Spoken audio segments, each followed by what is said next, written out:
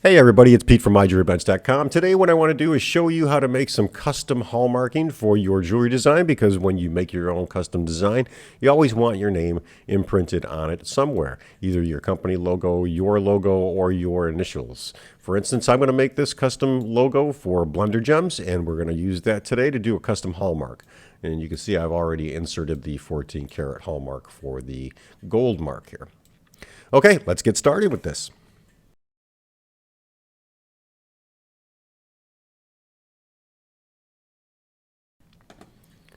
Okay guys, so what I'm going to do is just start with this particular ring, and it's not a fancy ring by any means, but it's just a simple way to start with your hallmarking. What I want to do is I'm just going to move this down here. We're going to call this ring. Just to make it easier, I'm going to actually close up my collection and hide it so we're not selecting anything. Okay, so what we have to do is create a custom logo or a custom hallmark. So a lot of you, when you make your designs, of course, you're going to sit there and say, oh, I want to put my initials on it, or I want my logo on it, or whatever. So getting your company logo is a little bit different, but you can make a quick little hallmark if you want to differentiate yourself from other designers and put something in your casting. Now, there are design considerations, and I'm going to cover those a little bit later in this video. But let's go ahead and hide this, and we're going to come down top view with the 7 key, or the 7 key on the keypad, or use the tilde key and go to top view. I'm going to go and add in a curve object. What we're going to do is add in a curve path, and I'm going to start with that. I'm going to hit RZ90, and we're going to make that vertical instead of horizontal. I'm going to go and edit, or actually I'm going to rotate this around the Z axis, so RZ, and I'm going to bend it or angle it about like this. And I'm going to show you why in just a minute. We're going to go ahead and add in another one. So Shift A, curve, and I'm going to do another path. And there's our path. I'm going to hit the G key to move this. And while I'm thinking about it, I think I can add Screencast Keys here somewhere. Tools, Screencast Keys, and there we go. I'm going to hide that. So anytime I press a key, like A, it'll show up here on the bottom, and you can see which keys I'm working on. Okay, let's close that up. So I've got this other path that we have here. I'm going to move this over here. And again, I'm going to make my logo to be a BG for Blender Gems. And what I want to do is go into edit mode here, and I'm going to grab these parts here. So I'm going to grab that G, and I'll bring that over here. I'm going to bring this one down, G, make that about like that. That looks pretty good. If I go into object mode, select all, you can see that. Let's get these screencast keys out of the way. I think they're in the way. Got to move those over. Screencast keys. And where do we want them? Set origin, region. I'll put those on the right. Okay, so I've moved my screencast keys. They're over here now. Okay, so I've got this first part of the B, the upper part of the B, and I want to duplicate this, so we're going to select that, press Shift D, and then press Enter, and I'm going to grab that with the G key. I'm going to move that down here, and I go into edit mode, and I'm going to modify this a little bit. So I'm going to make this bottom part of the B just a little bit bigger. And I'm going to grab that one, move that over here. So that gives us the letter B on our screen. If I select all, you can see that all highlighted. And what I want to do now is create the G, so let's go ahead and do that. We're going to add in another path, Shift A, curve, path. I'm going to grab that, I'm going to move it over here, RZ90, so that it is vertical. And now I'm going to turn this into a G. Now, I'm going to have to extrude some of these bits. We're going to go into edit mode, and let's just see here. We're going to make this one, bring that over here. Let's grab these two. G, we'll move them over there. Let's grab this and extrude it. EG, and I'm going to move it there. EG, I'm going to bring that down. It's not going to be a perfect G, but it's just to give you an idea. EG to extrude and move. EG, I'm going to bring that up. EG, going to bring that up a little more. EG, you're going to bring that over, just like that. Now, it's not perfect. It looks okay. I'm going to just make some modifications to this to make it look a little bit better. So just bear with me a little bit.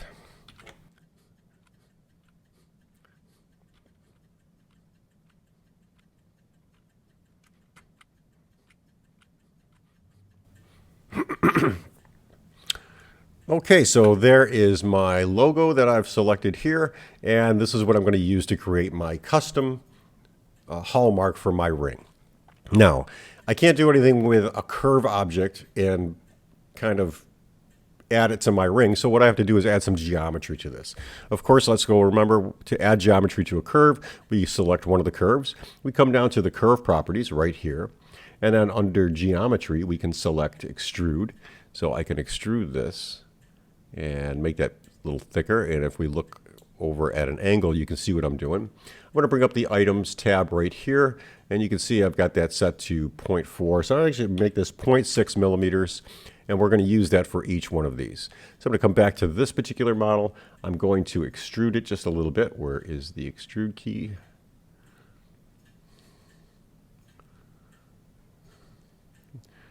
I'm going to extrude that just a little bit, and then we're going to come over here and make that 0.6. And again, we're going to do that for each of these.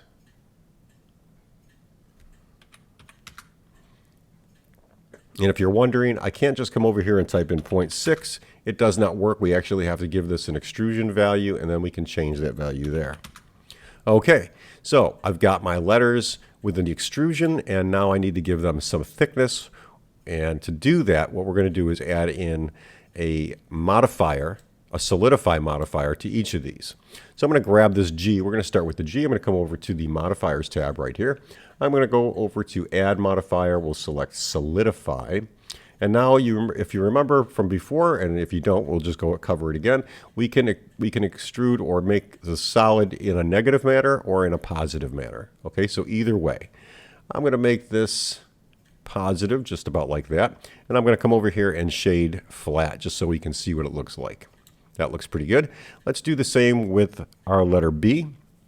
We're going to come over and add a Solidify Modifier to each of these. I think I went. So we're negative 2.6 or negative 0.26. We'll do the same here. Negative 0.262. And I'm going to do that with each of these. Add the modifier. Type in the value, negative 262. Oops. Negative 0.262. And again, we're going to do that to the last bit here. Add the modifier for solidify, negative 0.262. And I'm going to shade these all flat so that we are looking at a somewhat flat model here. Now, I'm not crazy about the way this looks. I'm going to size this down a little bit and move that over. I'm going to make this a little longer. SY. Okay, and then we'll size this one down just a little bit. 7. And move that in and up. Okay, and make sure that's flat. Okay, so there's my BG for Blender Gems, and that's the hallmark I'm creating. I'm not putting a whole lot of time into this, guys. I realize that, but I just want to show you something. Okay, so now we can see I've got these all done, and what I want to do to join these is actually Boolean them together using the Boolean tool. We have to convert these to a mesh before we can do that. So I am going to select these objects here. I'm going to right click on that and select Convert to Mesh. It should mesh all our items, which it does. Now these are all mesh objects, NURBS path 1, 2, 3, and 0. Okay, so with that done, we can come over and select each of these. I'm going to grab these 3 here. I'm going to come over to our Boolean tool, which I've got Booltron, but you can use the normal Bool tool. I'm going to come over to Union and join those. Now they are one object, and this is a separate object all by itself. However, if we look at our models, these don't look too bad. They will be flexible. So the thing is, we want to remember that we want to be able to bend these. So we have to bend them around a curve, and that's important to consider. The thing with this particular model now is that it is very thin. So I want to show you that. If I take these 2 objects, I'm going to hit Alt-H to bring in my ring back. And I'm going to move this over. Or actually, let's Control-Z. Let's grab the G and hold the Shift key down, grab the B. I'm going to move that all the way down to our ring right about there. And I'm going to size this so that it's within our parameters. So if I'm looking at this and move this to the center, I'm going to size that down just a little bit more. You can see that we could actually put that within our model, but it's not quite bent well, and it's going to give us kind of a poor cutout. So I like to curve these objects when I can. However, let's cover some of the design flaws that I see with this particular logo that I'm using. It is very thin. So when you're considering making your jewelry item and you're using a custom hallmark, I want you to consider a couple things here. Because you're going to be 3D printing this, you're going to have some loss of detail in the 3D printing.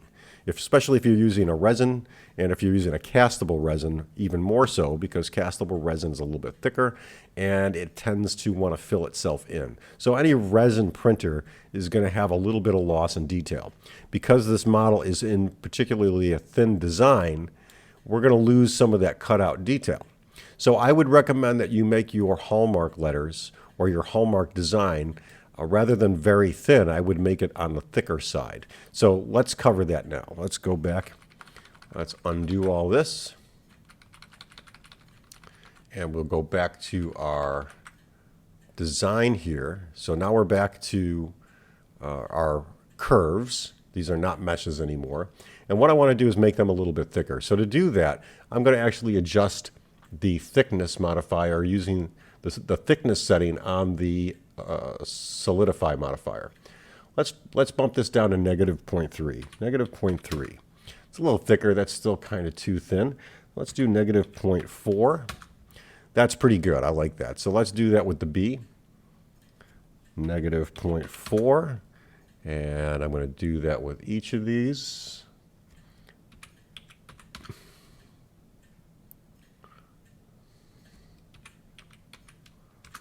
Okay, so now they're a little bit thicker. I'm going to grab the B and just kind of move that over a little bit. Okay, I like the way that looks. It's a little bit thicker. It's going to give us a little bit better design.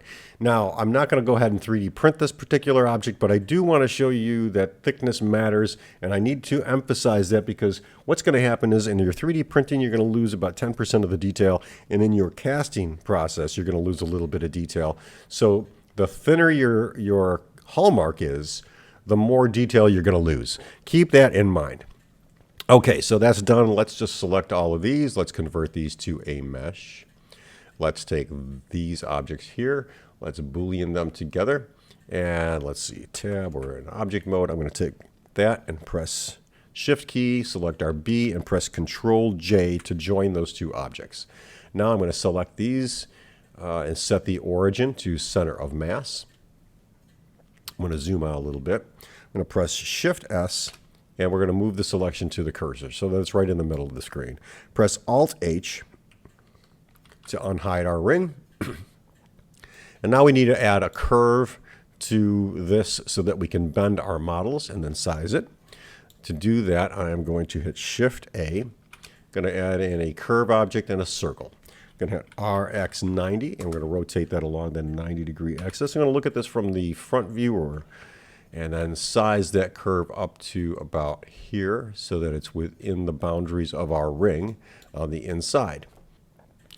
Okay, so I've got the curve on the inside of the ring. Let's select our letters. Let's make these a little bit thicker. SZ, I'm going to make those just a little bit thicker. You can see just a little bit of beef to that. And I'm going to come over here and apply a curve modifier to our logo and select the curve from the drop-down list. And you can see it puts it right on the bottom of the ring. However, it's backwards, so let's rotate that along the y-axis. RY180, and there's BG for Blender Gems. I like the way that looks. And now I'm going to take our curve, I'm going to size that up just a little bit, and that's going to move our letters into our model, just about like so. And if I look at this through invisible mode, and come over here and I want invisible, we can see how deep our model cuts into our ring. So here's our logo or our hallmark. Here's the bottom of the ring shank. And if I want to put this in a different place, I can select the hallmark and I can move this along the ring of the curve. So let's say I want to put it right there. Now let's zoom in here. I'm going to go back into, I'm going to turn off invisible mode. And let's talk about another design concept you should be aware of. One thing when you're doing this is you don't want your Hallmark to come out to the sides of the ring or any design, because you got to remember, especially after casting, you're going to be doing some sanding and polishing, and you want to give yourself a little bit of a buffer between your Hallmark there. So just keep that in mind. Again, keeping these a little bit on the thick side helps them stay visible through the processing of 3D printing as well as casting, and making sure that there's enough room on either side so that you don't wear into the Hallmark that you're putting in. Okay, so I've got that there. I like the position of the BG Hallmark, and I'm going to apply this curve modifier, so we don't need that anymore. I'm going to select the Hallmark that I want to cut into my model of the ring, hold the Shift key down, select the ring, and come over to Boolean difference. Now, if you're a little concerned, you can do a non-destructive Boolean difference, which would be this one here, and you can see it puts that there. If I hide that, if I select our BG and hit H, you can see it puts a wireframe there. If you want to undo that just to make sure, I can come back over here. With those two selected again, I can do a destructive Boolean difference. And there you see it cuts right into our model. So with that done, I've got my Hallmark built right into my 3D print, which is great because if I wanted to do a custom design for somebody and I wanted, you know, my Blender gems to stand out, that's how I would do it. Now, you can come up with your own design. You are limited only to your imagination. I used BG, but you can use whatever you want. Guys, if you like this video, and I hope you did, please give this video a thumbs up. If you're not a subscriber, consider subscribing. I do jewelry and watch videos at least once or twice a week. So, you know, put in any requests you have in the comments section below and let me know what you think. Take care.